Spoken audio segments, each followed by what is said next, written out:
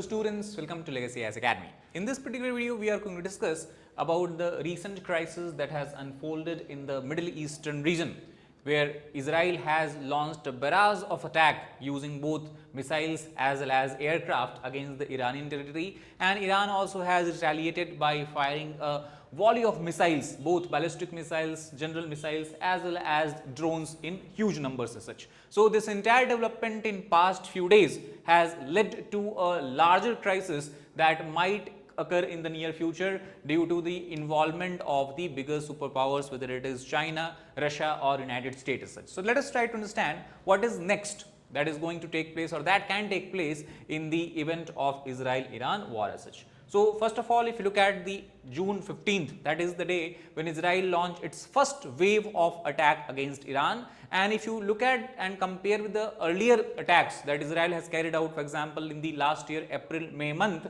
this current attack is what we can call as the largest, both in terms of the number of the what you can call as the aircraft involved, number of missiles that has been launched, and also the targets that Israel has basically destroyed in the Iranian territory as such. So among a number of targets that is hit both by Israel as well as Iran, what you can see is the most and the key development that has taken place in this war is the killing or what you can call as assassination of key Iranian general as well as political figure.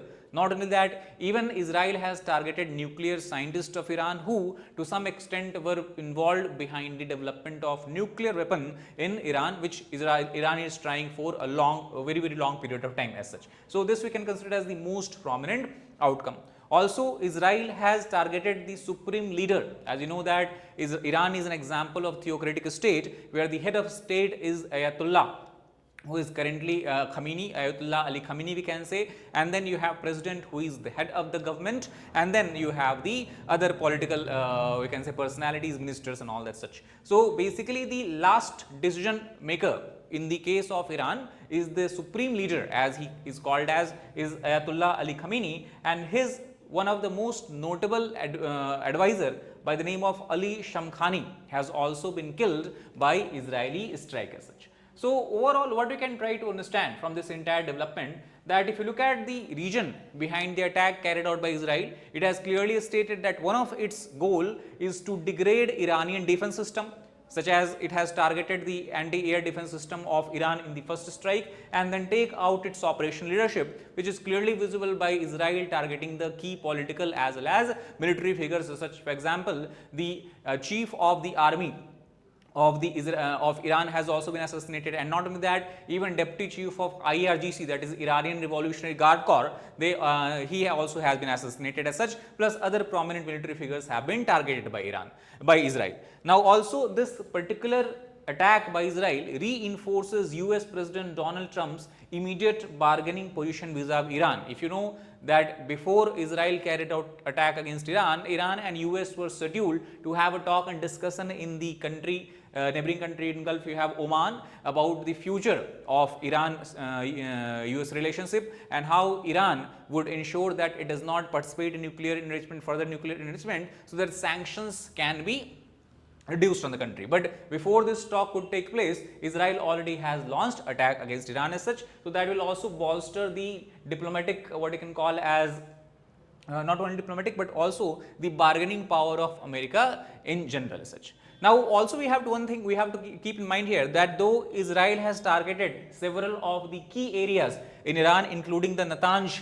As you can see from here on the map, Natanz is where you have uranium enrichment plant, and earlier also Israel has targeted several times Natanz enrichment plant, but the major enrichment plant is of Iran is in the region of Fordow, that you can see from here slightly to the northwestern region, and other you have is Khondab, where you have the research facility. So it is believed that it is Khondab and Fordow region which makes a key place and what we can call as a key region, a strategic region as far as the Iran's nuclear enrichment goal is concerned. So Israel still has not attacked Fordow and Khondab, and one reason also is because in Fordow it is believed that Iranian nuclear enrichment facility is deep below the mountain system as such, so it is difficult to target it as well. So the goal, or we can say when Benjamin Netanyahu has talked about that one of the goal that why Israel has launched attack against Iran is to degrade nuclear enrichment capability of Iran, but as of now this goal has not been fulfilled, and that is why we can see that Israel is not shying away from launching attack one after other, and last day the fourth wave of attack we have seen being carried out by Israel, and then further counter retaliation by Iran as such. Now here we have to look at one of the famous political leader of Israel actually, Ehud Barak. Now Ehud Barak is the former Prime Minister of Israel, and he has stated in very clear terms, if you look at the statement given by him, that neither Israeli nor American military action can eliminate Iran's nuclear program, because again Iran has taken what you can call as adequate measures and safeguard to ensure that they cannot be destroyed and decapitated in an attack that can be conducted by Israel as such. Israel will arguably need greater US involvement to effectively hit sites such as Fordo, and as of now what we can see, the hint that is given by Israeli leadership, that though they are not going to hit Fordo or other major nuclear centers of Iran, what they are prepared for is a slow burn war with Iran, because again there is a large degree of asymmetry. If you look at the military capabilities of Iran and Israel, especially in terms of the aerial attack, Israel is enjoying an upper hand here. Iran has a limited missile production capability, and also Israel is targeting missile production center of Iran as well. Not only that, in the first night of attack, Israel claims that it has carried out attack against most of the air defense system of Iran, which has been taken out. For example, Israel claims that S-300 air defense system that Iran has received from Russia, they has been destroyed by the Israeli attack as such. So that is why Israel claims that it enjoys what you call as air superiority over Iranian airspace. That means Israel can launch attack anytime, when and how it wishes as such. All Iranian retaliation can be successfully absorbed. This is also one of the assumptions that Israeli government or Israeli military had made before they launched an attack, and that with each hit Iran becomes weaker and weaker. So that is why we are talking about a slow burn war, which will finally or ultimately, as per Israel, would lead to military capability degradation, and can also possibly lead to change in the leadership, where Iranian people not happy with the way how government is conducting its foreign policy or even domestic policy, can pave a path for a new leadership to arise after the departure of Ayatollah as such. Now what does it mean for Iran? We know that as far as the military capability is concerned, Israel obviously enjoys an upper hand, but Tehran also has shown an ability to reciprocate Israeli attacks on a smaller scale. For example, when Israel carried out attack against the oil refinery in Iran, such as Asaluye oil refinery, or you have South Pars gas field, Iran again retaliated by launching its own strike against the Bazan oil refinery. Now Bazan oil refinery is very significant as far as Israel is concerned, because it is the largest oil refinery of Israel in the Haifa province, Haifa region, which is a strategic place in the Iran as such. Also, why strategic? Because most of the Israeli defense forces, their fuel needs are met by the Israeli Bazan oil refinery. So this has been targeted by Iran also.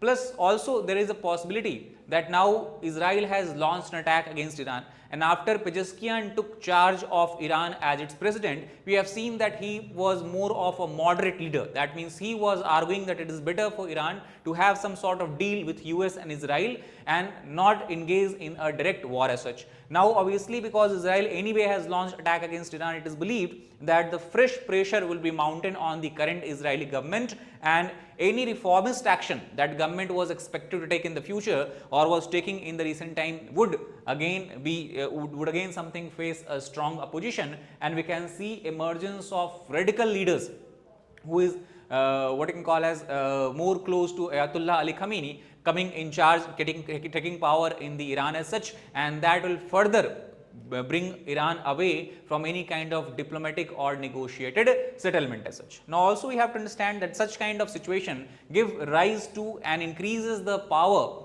of key hardline leaders like Mohammad Bagher Ghalibaf. If we talk about, he is one of the leaders of Iran and currently also is speaker of the Iranian parliament, that is called as Majlis. So he remains influential in matters of national security, and his influence is expected to increase after the launch of Israeli attack as such. Also we have to understand that, as I told you in the beginning, that Israel has taken out the top advisor of Supreme Leader Ali Shamkhani. So this also will ensure that Supreme Leader, that is Ayatollah Khamenei, he would ensure that Iran keeps on retaliating and does not budge away does not follow the path of moderation or what you can call as diplomatic settlement as such. Now, also we try to take a look at the global reaction that has come about the Israeli attack. So, if you talk about the top leaders and countries of European Union, they have largely referred the crisis in the context of the Iran's goal of enriching uranium to develop nuclear weapons, and this is where they have raised their concern about. They have categorically rejected any kind of what you can call as blame on Israel as such, and they also have not this what you can call as have stated that it is Israel which is at fault in this particular case as such. Second, we talk about the Mohammed bin Salman, who is the leader of Saudi Arabia, the Crown Prince of Saudi Arabia. So, here we have seen a dramatic shift or change in the policy stance. For example, if you look at the entire Middle Eastern region, Saudi Arabia and Iran has always been an arch rival because of the Shia-Sunni divide or Shia-Sunni conflict as such. And Mohammed bin Salman, however, have changed his position, and not only him, but also other countries of the Sunni-led countries we talk about, whether we talk about Turkey, whether we talk about United Arab Emirates, or we talk about countries such as Oman. They have in clear terms stated that it is Israel which is its fault. They have condemned Israeli action, and Mohammed bin Salman even went on to say that Israel's attack is against the what you can call as attack against the brotherly nation of Iran as such. So, we are seeing some sort of rapprochement that China helped to facilitate between Iran and Saudi Arabia. That is something that seems to be manifesting in the present crisis such. As far as India is concerned, it has stated it has not condemned Israel's action or Israeli strike, and that is why it has also not backed the SCO's resolution, that is the Shanghai Cooperation Organization's resolution, that where the countries have or the members countries have clearly condemned Israel's action and such.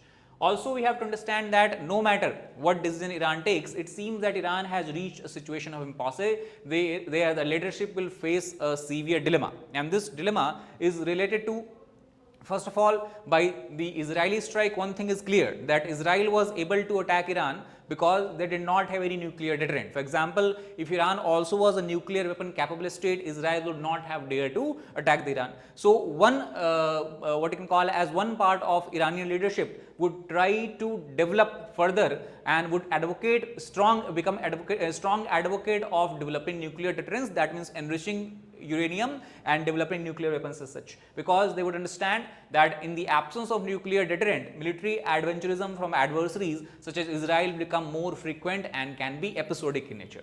Second, also other we can say kind of leadership would prefer a pragmatic approach, and pragmatic approach is because of the difference that we have that we would see between the Iran's and Israel's military capabilities. For example, if you compare Iran has a lack of sufficient modern arms because of the heavy sanctions that it has faced from the Western countries, United States, European Union, and to most extent or large extent we can say Iran's military was dependent on technology either on Russia or China. Russia already has been involved in its own war of last 2 to 3 years, so its capability has also been degraded, and it is not able to overall what you can say transfer arms or weapons as such. For example, actually it is reverse. It is Iran which has helped Russia by supplying Shahed drones, which Russia has used to carry out a strike against Ukraine as such. Similarly, as far as China is concerned, China can also supply Iran with a technology, computer chips and all that, but it would take a lot of time. By then large extent damage could have been done and would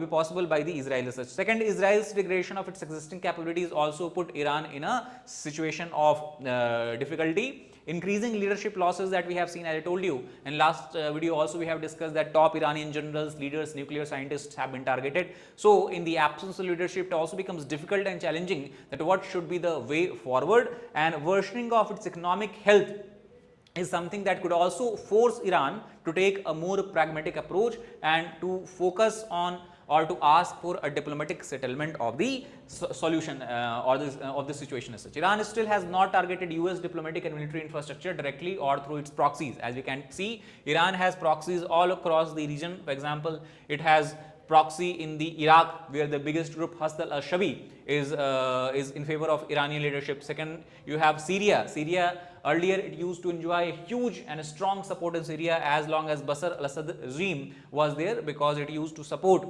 Iran indirectly. Then in Lebanon you had Hezbollah, in Gaza you have Hamas, then you have Yemen. The most potent partner of Iran outside of Iran today, if we have to talk about, you have to pick up, it is Iran, it is in the Yemen, that is Ansar Allah group, also called as Houthis. So Houthis, in the last night itself you would have seen Iran and Houthis have launched a coordinated strike against Israeli territory by firing a volley of ballistic missile as such. But none of these proxies or Iran has dared to attack against the US interest or any of its infrastructure, because of the clear indication given by US leadership that any such attack would bring the wrath of US forces against the Iran. Tehran, thus the best possible way for Tehran is to look to counter Israel's objective by continuing its engagement with the United States leadership as such, because already Trump has stated that he is looking forward for some sort of mediation and settlement, and he is looking forward that Tehran may give or what you can call as agree to reduce its nuclear goal, and then in that case sanctions can be relieved, and also then Trump can pressurize Israel to stop attack as such. This is the best possible case as far as the Iran is concerned. Now Israel's options are also limited. It can either keep on continuing the strikes on Iran for as long as it deems necessary, but it has a negative drawback. The drawback is that Iran also is continuously attacking Israel, and in the case of large scale losses, casualties, especially civilian casualty, if Israel faces, the public can put pressure on bringing some sort of conclusion to the war rather than involving in the long drawn war by the Israel as such. However, its maximal objective cannot be met. Maximum objective means the objective of completely what you can call as decimating the nuclear enrichment facilities centers of Iran as such, unless and until it involved itself in a full scale war. And again, full scale war is not possible without involving the United States, and once United States get involved here, it also draws the risk of involving other powers that might back militarily Iran, such as Russia and China as such. So a stark contrast also, it will be something that Trump do not want to portray, what you can say,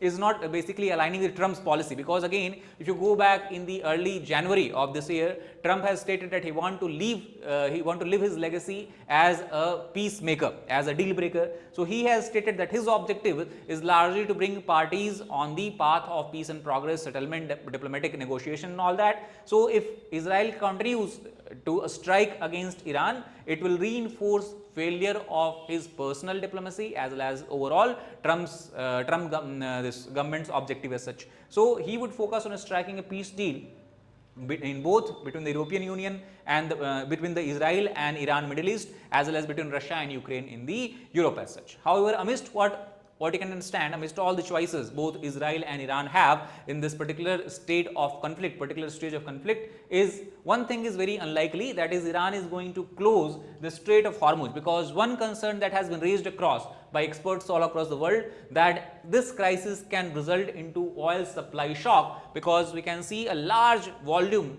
of the oil from Middle Eastern region, West Asia region flows to the Strait of Hormuz. Strait of Hormuz, as you can see, this is a narrow Strait of Hormuz. In the narrowest point, it is just 33 km wide. So it connects Persian Gulf with the Gulf of Oman. So there is a possibility that Iran can use this as a leverage to apply pressure or put pressure on the Western power. But many experts argue that this is not possible, because this will again draw United States into war, because US military would take action to protect the global sea line of communication, and especially crucial lines of communication such as the oil supply lines connecting West Asia to the Asia as such, and this is something that also China and Russia would not want as such. China at least would not want, because China is the largest buyer of Iranian oil as such. So this is what we have to understand, that no matter what kind of crisis erupts and how or what kind of shape war takes in the future, at least oil supply should not see a massive shock in the coming future. So that is all about this particular video. If you like the video, please hit the like button, share it with your aspirants, and subscribe to the channel for more such content. Thank you very much.